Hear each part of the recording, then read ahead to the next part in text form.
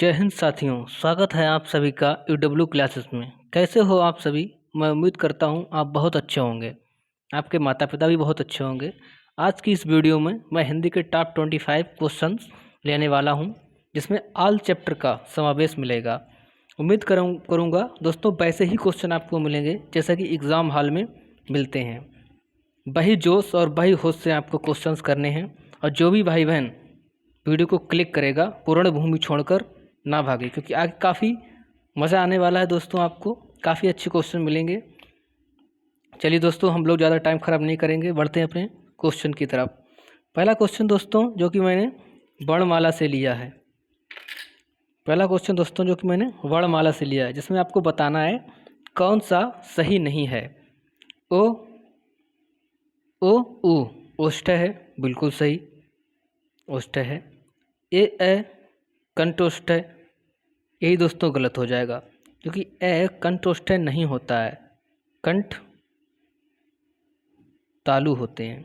बा दंतोष्ठ है, बिल्कुल, जैसे कि बाबा बोलें, आपका नीचे वाला ओंठ काट दिया जाए, वाह वाह, आप बाबा नहीं बोल पाएंगे, तो ये दंतोष्ठ है। इसमें फावी आता है, फावी दंतोष्ठ है। और खा, जैसे का वर्ग कंठोष्ठ होता है, अब का वर्ग में खा भी आता है, तो खा भी कंठ हो जाएगा। चलिए दोस्तों आगे बढ़ते हैं। क्वेश्चन नंबर 2, निम्नलिखित में से तत्सम तद्भव कौन सा युग्म गलत है? आपको दोस्तों गलत बताना है तत्सम तद्भव में।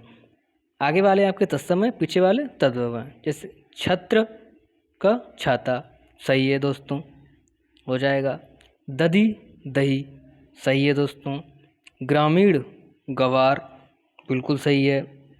लेकिन गेहूं का दोस्तों गोमय नहीं होता है, क्योंकि गेहूं का दोस्तों गोधूम होता है, गोधूम, और गोमय का गोबर होता है। बहुत ज़्यादा इम्पॉर्टेंट है दोस्तों, आप लिख कर रख सकते हैं इसको, यार स्क्रीनशॉट ले सकते हैं। गोधूम तो बहुत ज़्यादा पूछा गया है और गोमय भी पूछा गया है। चलिए दोस्तों आगे बढ़ते हैं।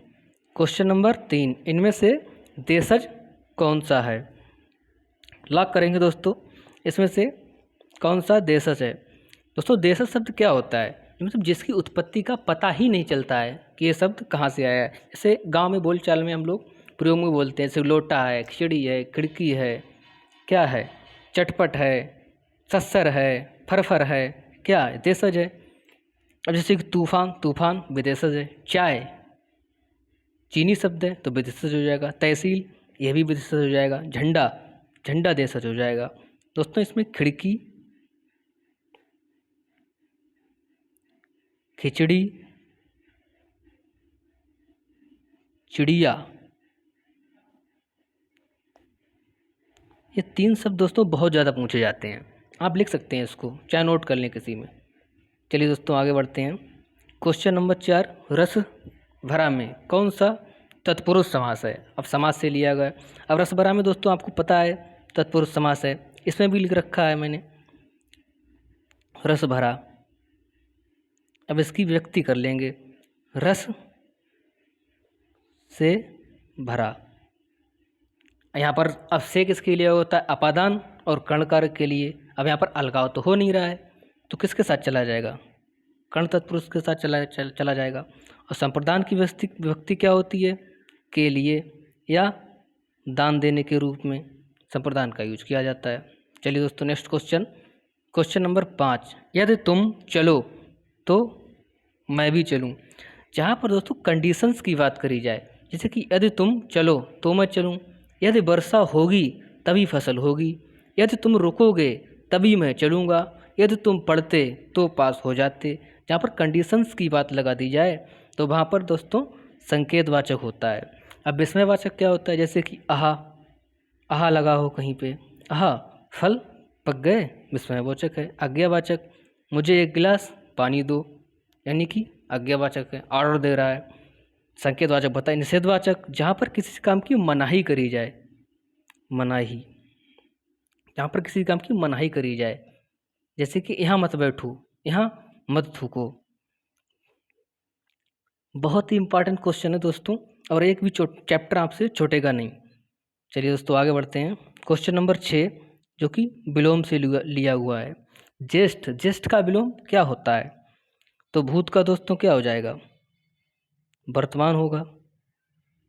पूर्व पश्चिम हो जाता है अगर दिशा की बात करी हो तो। अग्रज, अग्रज का क्या होता है? अनुज, अनुज हो जाएगा। और ज्येष्ठ का यहाँ पर दोस्तों कनिष्ठ होगा।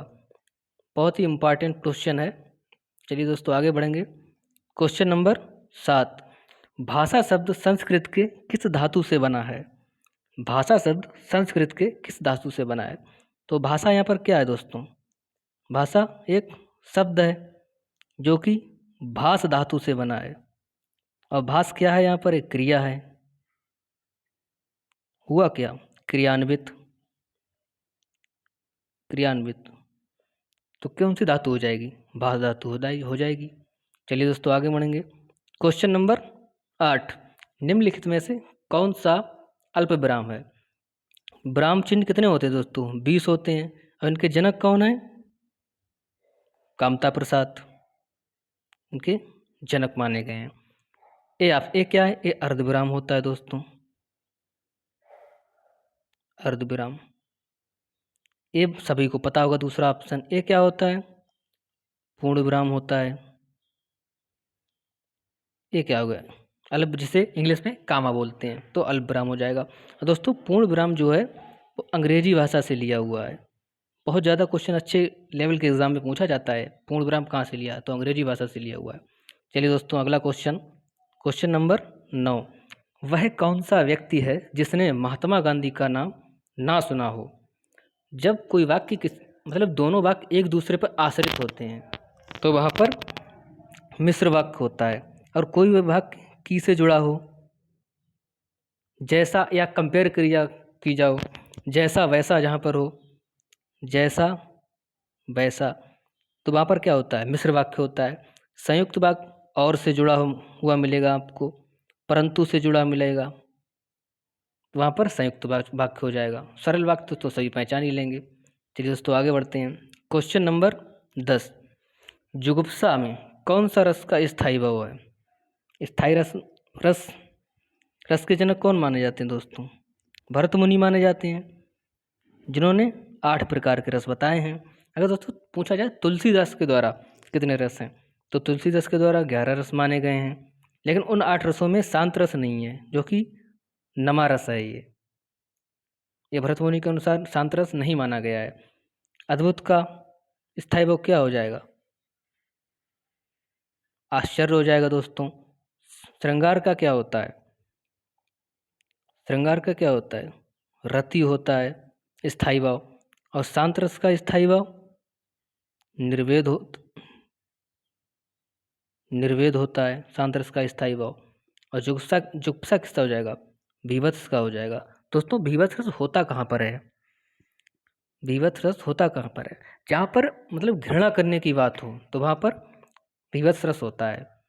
चलिए दोस्तों आगे बढ़ते हैं। क्वेश्चन नंबर 11, पत्नी का समानार्थी शब्द बताओ। तो एक दारा शब्द, दारा होता है। दारा मीन्स पत्नी होता है। अर्धांगिनी होता है, अर्धांगिनी मीन्स पत्नी होता है। और एक बेगम होता है, बेगम होता है। बेगम, बेगम मीन्स पत्नी होता है। अर्धांगिनी, अर्धांगिनी मीन्स पत्नी होता है। और एक दोस्तों होता है प्राण प्रिया, प्राण प्रिया मीन्स पत्नी होता है, जो कि डी ऑप्शन दिया हुआ है, डी फॉर डेंसर। चलिए दोस्तों आगे बढ़ते हैं। क्वेश्चन नंबर 12, वायु का पर्यायवाची क्या होगा? समीर वायु का पर्यायवाची है। अनिल है। अगर दोस्तों यहाँ पर अनिल होता तब क्या होता?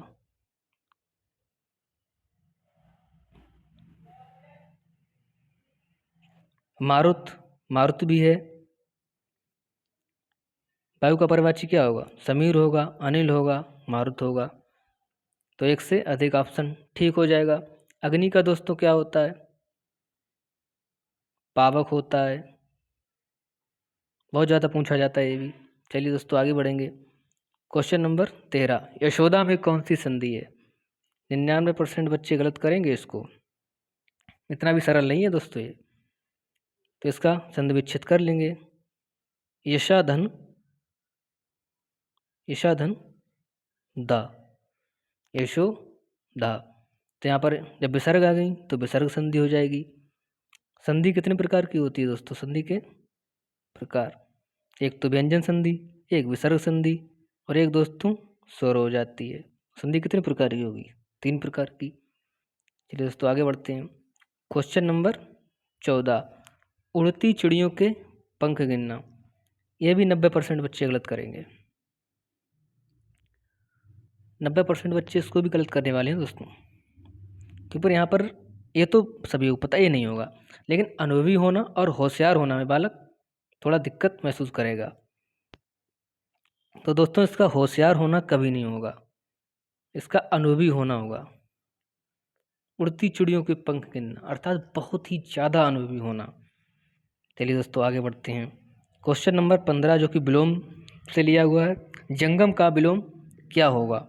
जंगम, जंगम का अर्थ क्या होता है? इंग्लिश में कहते हैं टू मूव, अर्थात जो जो चल सकता है, जो चल सकता है। और जो चल सकता है विलोम क्या होगा? जो नहीं चल सकता है तो स्थावर क्या होगा? रुका हुआ, रुका हुआ, अर्थात जो नहीं चल सकता है तो उसका क्या हो जाएगा? स्थावर हो जाएगा। चलिए दोस्तों आगे बढ़ते हैं। क्वेश्चन नंबर 16, उसकी पैंट पुरानी है। पुरानी है, काली है, नीली है, नीली है, लाल है, ये क्या है? उसकी विशेषता है, तो क्या हो जाएगा? विशेषण हो जाएगा। चलो क्रिया, चलिए दोस्तों आगे बढ़ते हैं। क्वेश्चन नंबर 17, राम ने रावण को तीर से मारा, वाक्य में कौन सा कारक है? कारक का दोस्तों दूसरा नाम परसर्ग भी होता है, परसर्ग भी ने कहते हैं। अब कारक हमें जहाँ भी बताना हो हमेशा बाद की विभक्ति देखते हैं। अब यहाँ पर बाद में क्या है? राम ने रावण को तीर से मारा, से पर जोर दिया। अब से किसके साथ होता है? अपादान के साथ, कर्ण के साथ। लेकिन यहाँ पर तीर से मारा, तीर क्या है? एक साधन है, तो वहाँ पर कर्ण कारक हो जाएगा। और ने किसकी विभक्ति है? कर्ता की विभक्ति है ने। को काय की है? कर्म की है। संप्रदान के लिए होता ही है। अपादान में अलगाव होता है, या कहीं भय की बात करी गई हो, डर भय, तो वहाँ पर अपादान हो जाएगा। चलिए दोस्तों आगे बढ़ते हैं। क्वेश्चन नंबर 18, त्रिनेत्र में कौन सा समास है? त्रिनेत्र अर्थात भगवान शिव जब किसी तीसरे शब्द का अर्थ हो, प्रधान हो, जब कहीं पर तीसरा पद प्रधान हो तो वहाँ पर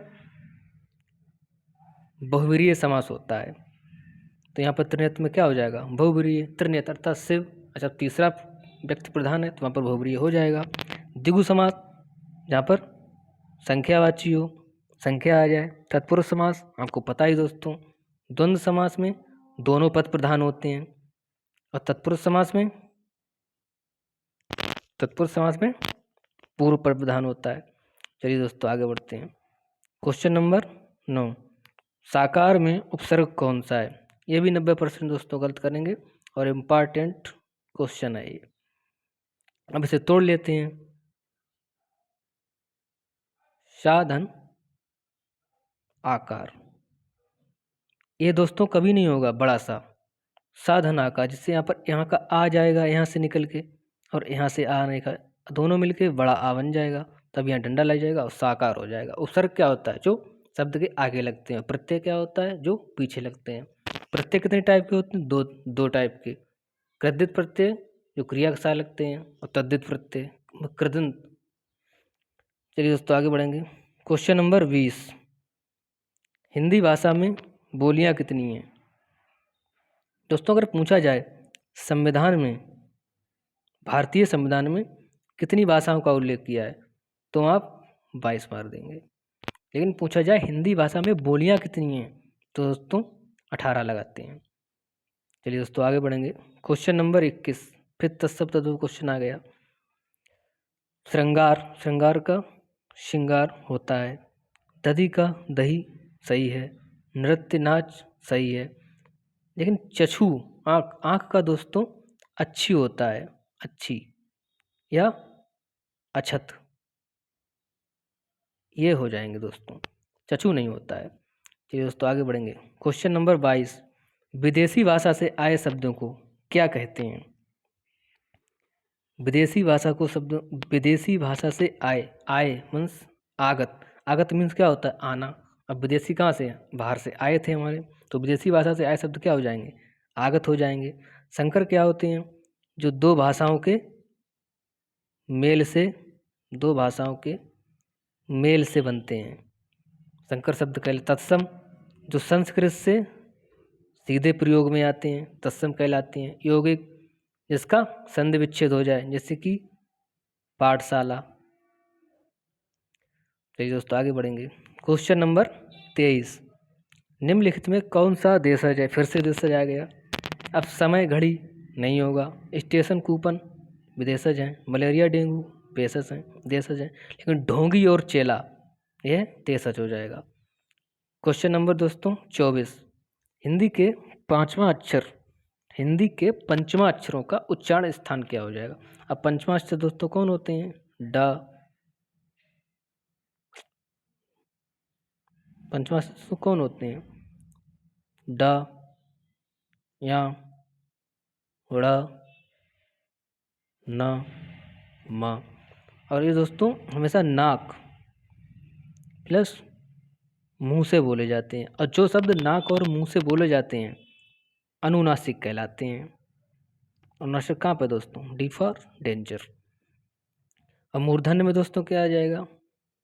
टा, ठा, ये मूर्धन्य है। चलिए दोस्तों आगे बढ़ेंगे। क्वेश्चन नंबर 25, और ये लास्ट क्वेश्चन है हमारी वीडियो का। अप्रत्याशित शब्द का मूल शब्द क्या है? ये भी दोस्तों बहुत सारे बच्चे गलत करने वाले हैं इसको। ज़्यादातर बच्चे यहाँ पर प्रत्याशित समझ रहे होंगे, प्रत्याशित, जो कि गलत है, क्योंकि प्रत्याशित शब्द दोस्तों खुद आशा शब्द से आया हुआ है, और प्रत्याशित से अप्रत्याशित बना है। तो मूल शब्द क्या हो जाएगा दोस्तों? आशा हो जाएगा। चलिए दोस्तों आज का क्लास यहीं पर समाप्त करते हैं।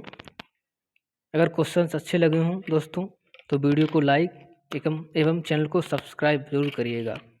और दोस्तों मिलते हैं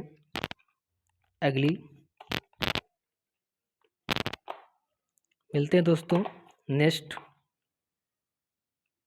एपिसोड में। जय हिंद दोस्तों, जय हिंद, जय भारत।